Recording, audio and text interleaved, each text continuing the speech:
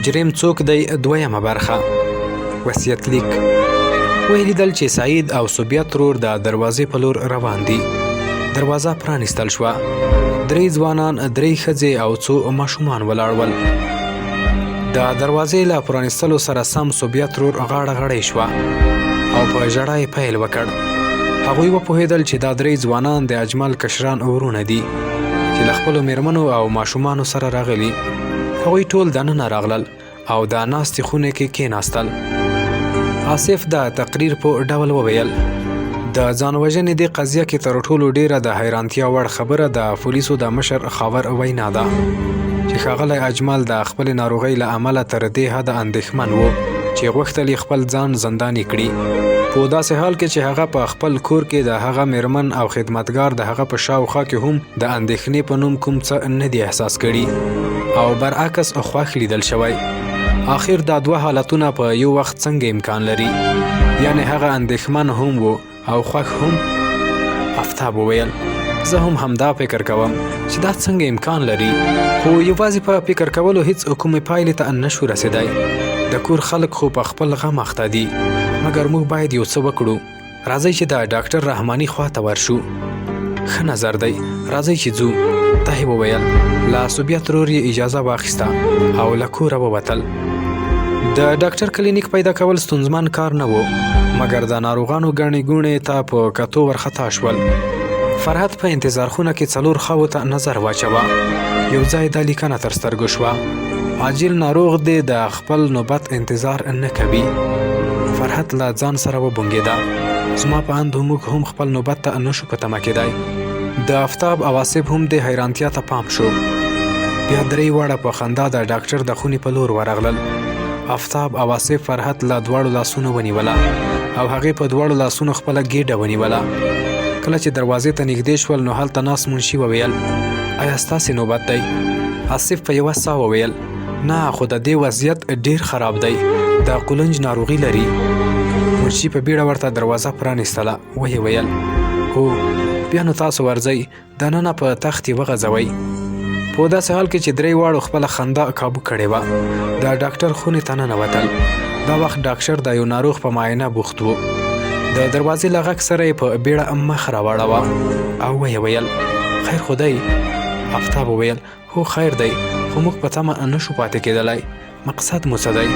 آفتاب په وېرېدلې لهجه وویل: لومړی تاسې د ښاغلي کار خلاص کړئ، بیا به موږ سره خبرې وکړو.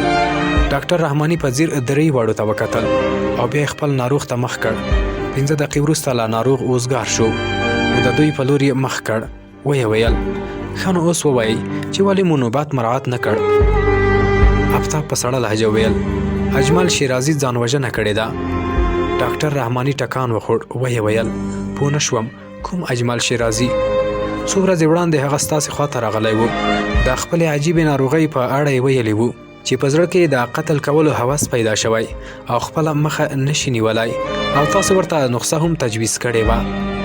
ډاکټر رحماني په حیرانتیا وویل: هو، رایاد شول. نو تاسې د هغې په اړه خبرې کوئ؟ یا الله رحم، هغه ځان وژنه کړې؟ آصف وویل: هو.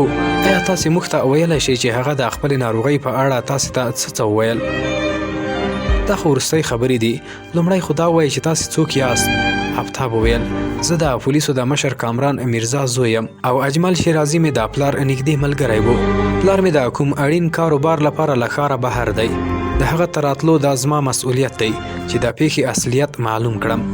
ډاکټر رحماني وویل: له لیدو مو خوښ شوم، مهرباني وکړئ، په څه شي پوهېدل غواړئ؟ د کورنۍ غړي د هغه د ناروغۍ په اړه خبر نه دي او د هغوی په وینا هغه اندېښمن هم نه دی لیدل شوی. همداسې ده، هغه د خپلې ناروغۍ په اړه کور کې چاته نه و ویلي. فرحت په جدیت وویل: د ناروغۍ په اړه یې نه ویل جلا خبره ده، د کورنۍ غړو ته ولې اندېښمن نه دی ښکاره شوی؟ ډاکټر خپلې اوږې پورته وخوځولې. ویې ویل: په دې کې به زه نو څه ووایم؟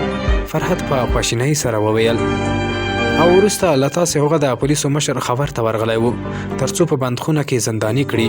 کله چې هغه هم ورته انکار کړی و، نو د دې لپاره چې د کوم چا قاتل نشي مجبور شوی چې د خپل ژوند څراغ مړ کړي، یعنی د خپل ځان قاتل شي، چې داسې هوس هم پوره شو. د دې خبرې په اورېدو ډېر خواشینی شوم.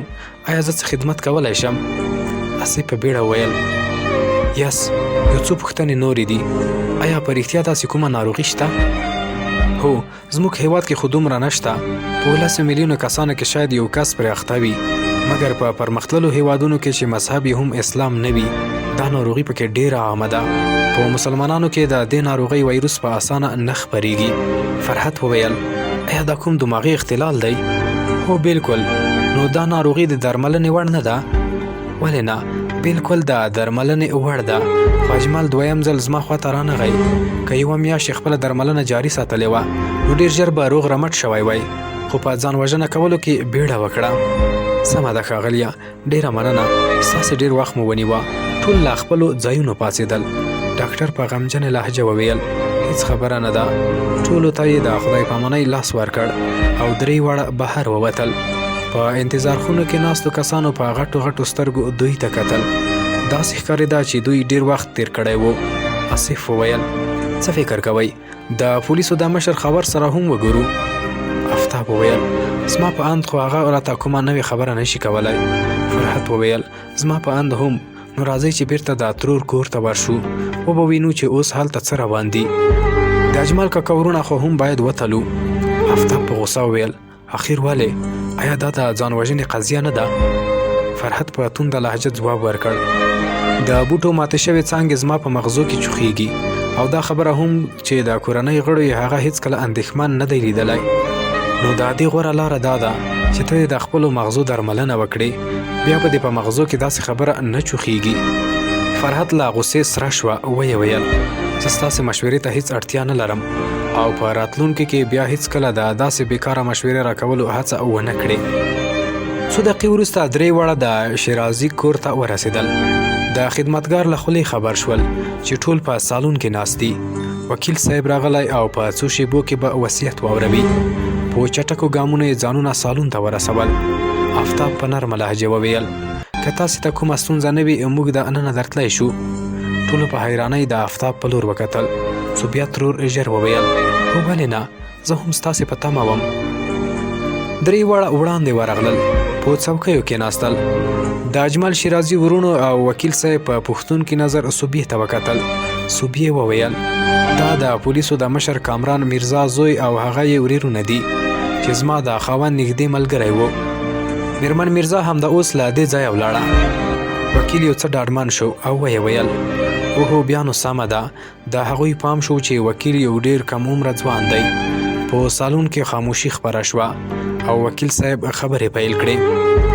تقریبا 1 کال وړاندې مرحوم اجمل خپل وصیت لیک جوړ کړی و او ټینګار یې کاوه چې په هیڅ صورت د هغه وصیت لیک د هغه لمړینې وړاندې ونه لوستل شي. پرته له ما هیڅوک نه پوهیږي چې په دې وصیت نامه کې څه لیکل شوي. اوس به یې زه تاسې ته ولولم، تاسې مهرباني وکړئ. او وکیل صاحب له خپلې خبرې نه وې بشپړې کړې چې د دروازې زنګ د ټولو پام دروازې ته ورواړوه. صوبیې وویل سعید تللی چې دروازه پرانیزي، اوس به معلوم شي چې څوک دي. څو شیبې وروسته ټولو ولیدل چې یو سړی او یوه ښځه له خدمتګار سره د سالون په لور روان دي. صوبیا په چیغو له ځایه پورته شوه او د نویو راغلو کسانو په لور یې منډه کړه او ویې ویل وروره زه کونډه شومه. خور او ورور یو بل په غېږ کې ونیول. په ژړا یې پیل وکړ. تر څنګ د ولاړې میرمن سترګو کې هم اوښکې وې. صوبیې د ژړا په حالت کې نوي میلمانه ټولو ته ور وپېژندل او ویې ویل دا زما ورور ثاقب منیر دی او دا یې میرمن ده. ټول بیرته په خپلو ځایونو کېناستل. وکیل وویل تاسې ډېر ښه وخت کې راغلی. ما هم د اوس د مرحوم وصیت لیک لوسته. نو غوږ شئ. وصیت لیک لوستل یې پیل کړل. زه په پوره هوش او حواسو سره دا وصیت لیکمه.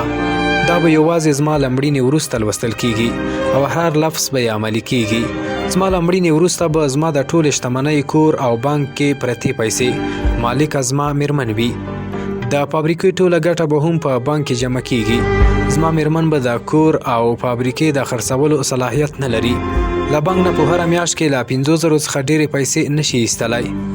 د فابریکې ګټه او تاوان به په مستقیمه توګه بانک ته جمع کیږي. د فابریکې په منیجر احسان رضا باندې زه پوره باور لرم هغه به 1 روپۍ هم خیانت نه کړي، نو د فابریکې ټولې چارې به تل د هغه په غاړه وي. زما د وصیت وروسته به زما ورونه هرومرو خواشیني شي، مګر هغوی خپله برخه پخوا اخیستې ده، نو دا خفګان خبره نه ده. که زما کوم اولاد وای نو دا هر څه به مې د هغه په نوم کړي وای. خپلې مېرمنې ته د ټولې شتمنۍ د بشپړ تصرف واک ځکه نه ورکوم تر څو کوم څوک د شتمنۍ د ترلاسه کولو لپاره ورته ضرر ونه رسوي. او مېرمنې ته مې دا وصیت دی چې زما له مړینې نه وروسته سمدستي په وکیل صاحب غازي میا خپل وصیت داسې ولیکه چې له مړینې وروسته یې ټوله شتمني د یو لوی او باعظمته مسجد په رغولو ولګول شي، او دا کار هم د فابریکې منیجر په ډیره ښه توګه ترسره کولی شي. او زما د مېرمنې د مړینې په صورت کې به فابریکه هم پلورل کیږي او مسجد به پرې جوړیږي. بس همدا دی زما وصیت. اجمل شیرازي. د وصیت د الفاظو لا پای ته رسیدو سره سم آفتاب، آصف او فرحت د اجمل شیرازي د ورونو په لور وکتل. د هغوی د څیرو رنګ تور اوښتی و. د صوبیا ورور ثاقب منیر د څیرې رنګ هم الوتی و. داسې ښکارېدل چې د وصیت په اورېدلو ټولو کلکه جټکه خوړلې وي. ښایي دوی فکر کړی و چې اجمل شیرازي به هرومرو څه ناڅه د دوی په نوم هم کړي وي، مګر داسې نه وه. د هغه شتمني خو د هغه خپلې مېرمنې هم نه شوی مصرفولی، او هره میاشت یوازې 15,000 ترې اخیستلی شوی. دې سره یې پام شو چې د صوبیت ترور په لور کتل خو یې هیر شول. ژر یې هغه ته وکتل. د هغې په څېره کې توروالی نه ښکارېده. پاتې شو غم او رنځ. هغه خو به یې د خاوند د مړینې له امله و. څو شېبې ناست کسان په فکر کې تللي ول چې ناڅاپه د زنګ غږ د ټولو د فکر مزي پرې کړل، خو دا ځل د ټلیفون زنګ و. صوبیا په بیړه ورغله او ټلیفون یې غوږ ته ونیوه. ویې ویل هلې څوک خبرې کوئ؟ د مقابل لوري له خبرو اورېدلو وروسته د صوبیا په څېره کې حیرانتیا ښکاره شوه. ټلیفون یې کېښود. ناستو کسانو ته یې مخ کړ. ویې ویل د پولیسو مشر ښاغلی جلیل و. ویل یې چې اجمل له ډاکټر رحماني او د پولیسو له مشر خاور پرته د لیونتوب له مسؤل سره هم لیدنه کړې وه، او ترې غوښتي وو چې په لیونتون کې داخل کړي، مګر هغه ورته عذر وړاندې کړی و او رخصت کړی و. آفتاب ورو وویل او اجمل کاکا دومره سخت وضعیت کې و. د حیرانتیا خبره ده چې د کورنۍ غړي یې وایي چې هغه اندېښمن هم نه و. صوبیا ژر وویل بالکل دې کې هیڅ شک نشته. وکیل غازي میا وویل د وصیت لیک له لوستلو وروسته خو ټولو ته څرګنده شوه چې د هغه له مړینې هیچ چاته کومه ګټه نه رسیږي. صوبیا وویل مګر وصیت لیک خو پټ ساتل شوی و، نو ممکن هر یو دا فکر کړی وای چې اجمل صاحب به دا څیز د ده په نوم کړی وي او هغه څیز به یې د ده په نوم کړی وي. آصف وویل دا فکر خو موږ په هغه صورت کولی شو چې د اجمل کاکا مړینه ځان وژنه نه بلکې قتل وي، مګر تر اوسه خو چې موږ ګورو دا 100% د ځان وژنې قضیه ده. په همدې وخت کې د دروازې زنګ واورېدل شو. سعید په منډه دروازه پرانیستله. څو شېبې وروسته د پولیسو مشر کامران میرزا سالون ته دننه شو. د موټر رنګ. آفتاب له خپله ځایه پورته شو. په حیرانتیا یې وویل پلاره تاسو خو ویلي وو چې ماښام به بیرته راځئ. خو کار مې ژر پای ته ورسېده، نو راغلم. کور ته چې ورسېدم ستا مور راته د دې دردونکې پیښې په اړه وویل. د دې خبر په اورېدو ډېر خفه شوم. بیا یې صوبیا ته مخ کړ او د خواخوږۍ لپاره یې وویل خورې خدای دې صبر درکړي، بده پیښه وه. صوبیې په ژړغوني غږ وویل ژوندی اوسې وروره، ځکه چې د الله رضا وي موږ ته منظوره ده. لومړی راته ټوله کیسه وکړئ چې دا پیښه څنګه رامنځته شوه، ځکه تر کومه ځایه چې زه پوهیږم اجمل ورور مې ځان وژنه نشي کولی. وکیل غازي میا په حیرانتیا وویل تاسې څنګه په دومره ډاډ سره ویلی شئ؟ ځکه اجمل ورور یو مذهبي انسان و. هغه پوهېده چې ځان وژنه زموږ په مذهب کې آرامه ده او هغه هیڅکله کوم حرام کار نه کوه، نو په داسې وضعیت کې د هغه ځان وژنه ډیره د تعجب وړ خبره ده. په همدې اساس زه غواړم په ډیر غور او فکر سره دا پیښه وڅېړم. تاسې را سره د پیښې ټول جزئیات شریک کړئ تر څو زه یوې پایلې ته ورسیږم. آصف په بیړه وویل زما په اند دې مسله کې موږ درې واړه تر ټولو ډیر مرستندوی ثابتېدای شو. لومړی له موږ سره یو جلا خونې ته راشئ، وروسته به له دوی هم پوښتنې وکړئ. ډیره ښه ده، نو راځئ موږ به هماغه خونه کې چې پیښه رامنځته شوې خبرې وکړو، البته که تاسې کوم اعتراض نه لرئ. صوبیې ژر وویل هیله کوم ورور جانه، په دې کې د اعتراض څه خبره نه ده. سمه ده، راځئ له ما سره دا یې وویل او د اجمل شیرازي خونې ته ننوتل ویې ویل ښه نو اوس راته ټوله کیسه وکړئ، په هر څه چې پوهیږئ او زما دا خبره واورئ. مخکې له دې چې تاسې راته څه ووایئ، زه 100% ډاډه یم چې اجمل ورور کوم چا وژلی دی. آصف ورته ټوله کیسه تېره کړه. کامران میرزا څو شېبې غلی او بیا یې وویل په دې کې هیڅ شک نشته چې حالات او پیښې پر ځان وژنې ګواهي ورکوي، خو 2 خبرې دي چې د دې خبرې پخلی نه کوي. د بوټو ماتې شوې څانګې او د کور د دواړو اوسیدونکو دا وینا چې هغه بالکل اندېښمن نه و، په داسې حال کې چې ډاکټر رحماني د پولیسو مشر خاور او د لیونتون مسؤل په یوه خوله وایي چې اجمل له حده ډېر اندېښمن و. انسان که هر څومره ډېره هڅه وکړي مګر خپله اندېښنه په بشپړه توګه نشي پټولی، نو باید د دې مسالې عمق ته د رسیدو لپاره نورې لارې ولټوم. تاسو خو به له ډاکټر رحماني او د پولیسو مشر خاور نه د هغه کس څېره او نورې نښې معلومې کړې وي. فرحت په حیرانتیا وویل څه څېره یې؟ دې ته نو څه اړتیا وه؟ کومه خبره نه ده، زه به اوس معلومات وکړم او دا به هم معلومه کړم چې له ډاکټر رحماني سره یې په کلینیک کې لیدلی وو او که په کور کې. زما په ان تاسې ترې دا هم نه دي پوښتلي؟ آصف په بنده ژبه وویل نه کاکا جانه. او ډاکټر ورته کوم درمل لیکلی وو؟ دا به مو هم نه وي پوښتلي. دې سره یې وخندل. آصف په حیرانتیا وویل نه پلاره، نو دې ته څه اړتیا ده؟ اړتیا ده زویه، اړتیا وه وزویه. که په دې خبرو تاسې پوه شئ نو غوره څارنوالان به درنه جوړ شي. هیڅ خبره نه ده، زه یې اوس معلومات کوم، تاسې اندېښنه مه کوئ. له دې وروسته یې وصیت لیک ولوسته، له ټولو یې ځینې اړینې پوښتنې وکړې. په پای کې یې په لوړ غږ وویل تر اوسه خو په یقین سره نشم ویلی، مګر زما نظر دا دی چې ښاغلي اجمل ځانوژنه نه ده کړې. ساقب منیر په وارخطایۍ سره وویل مقصد مو څه دی؟ ځانوژنه یې نه ده کړې، نو بیا څنګه مړ شو؟ زما په اند کوم چا وژلی دی. یودم ټولو په یو غږ چیغه کړه نه، ډېر ژر به زه تاسې ته یقیني خبره وکړم. دا یې وویل او د ډاکټر رحماني شمیره یې ډایله کړه. له سلام او پیژندګلوۍ وروسته یې وویل زما اولادونه 1 ساعت مخکې ستاسې خواته درغلي وو. د اجمل شیرازي د مړینې په تړاو یې تاسې نه پوښتنه کړې وه، خو هغوی یوه پوښتنه هیره کړې وه. هیله ده اوس یې راته په ځواب ووایې. هغه په بیړه وویل ولې نه، مهرباني وکړئ، زه هر ډول مرستې ته چمتو یم. تاسې شیرازي صاحب ته کوم درمل لیکلي ول؟ آیا هغه نمونه ماته اخیستلی شئ؟ هو ولې نه، یوه شیبه صبر وکړئ، زه خپل یادښت وګورم. بیا یې وویل دا دې ولیکئ. ډاکټر پرله پسې د درملو نمونه اخیستل او کامران میرزا په کاغذ کې لیکل. ډاکټر نه یې مننه وکړه، ټلیفون یې بند کړ، کاغذ یې سوبیت ترور ته ورکړ. ویې ویل د اجمل ورور له المارۍ څخه دغه درمل راوړه. په دې ورځو کې خو به د هرومرو هغه د درملو په خوړلو لیدلی وي. سوبیا د انکار په دود سر وخوځاوه. ویې ویل نه، هیڅکله مې هم هغه د درملو په خوړو نه دی لیدلی. په عامه توګه د هغه روغتیایي وضع ډېره ښه وه. هیڅ خبره نه ده. ډاکټر وویل چې اجمل ورور ورته ویلی وو چې د خپلې ناروغۍ په اړه یې کور کې نه دی ویلي، ځکه د هغه ناروغي همداسې ویرونکې وه. که یې ویلي وای نو ټول به ترې ویرېدلي وای، نو له همدې امله کېدی شي له تاسې به یې په پټه درمل کارولي وي. تاسې ښه وایئ، زه یې اوس ګورم. دا یې وویل او خپلې خونې ته ولاړه. د بیرته ستنېدو پر مهال یې په څېره کې اندېښنه له اوره یې ښکارېده. ویې ویل په المارۍ کې خو په دې نوم هېڅ کوم درمل نشته. د پولیسو مشر کامران میرزا ناخوښي څرګنده کړه.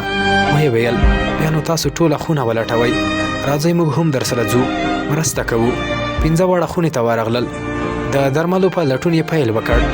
له 15 دقیقو لټون وروسته ډاډمن شول چې په دغې نومونو هیڅ درمل د اجمل شیرازي له خونې نه شي موندلی. د پولیسو مشر کامران میرزا وویل هغه په عام ډول له کوم درملتون درمل اخیستل. رحماني درملتون څخه. هغه یې ښه ملګری دی. د ټلیفون شمیره یې راته ویلی شي. سوبیې شمیره ورکړه. ټلیفون یې غوږ ته ونیوه. د ځان معرفي کولو او حالاتو په اړه یې ورته لنډ معلومات ورکړل. ویې ویل زه د ځینو درملو نمونه اخلم. تاسې مو د یادښت کتابچه کې وګورئ چې څو ورځې مخکې ښاغلي اجمل درڅخه همدا درمل پیرلي او که نه. دې کار ته هیڅ اړتیا نشته. 1 میاشت وشوه چې هغه مې نه دی لیدلی. هغه وخت زما لیدو ته راغلی و، د درملو پیرلو ته نه. او نو داسې دا ویې ویل. ټلیفون یې بند کړ. بیا یې وویل اوس خو زه باوري شوم چې هغه ځان وژنه نه ده کړې بلکې وژل شوی دی. د دې خبرې په اورېدو د ټولو خولې خلاصو